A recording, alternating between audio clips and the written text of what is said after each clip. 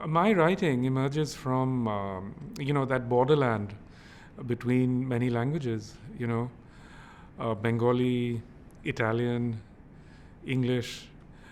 I draw on these resources all the time. I mean, whenever I feel really sort of stuck with a story, I always go back to other languages and try to think of writing that same story in another voice. And just having another language is just so useful for that. This is one of the curious sort of legacies of modernity, that large numbers of people in this modern period, in fact, you would say most modern writers were monolinguals substantially. They were writing as monolinguals.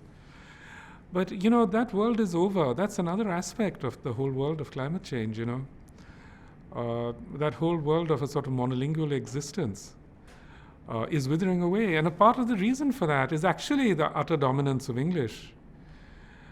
Because, today no Frenchman, nor any Italian, nor anybody can write without a consciousness of English. I mean, my friends who are Italian writers always tell me that as they write their sentences, they're thinking of the sentences also in English.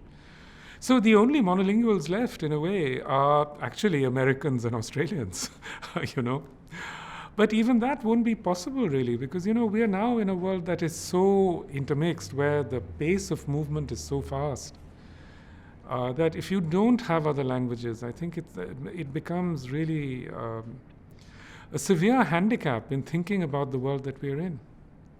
I often see that, actually, in contemporary American writing. Just to give you some examples. I mean, I don't know if I should actually mention any names or anything, but a very, very major American writer of the 20th century, who, towards the end of his life and career, tried to write a novel with an Egyptian protagonist who grew up in New Jersey. And, the novel is a disaster, because he just is not able to understand that, someone who has another language is not handicapped by that language, that having other languages can be an enormous resource.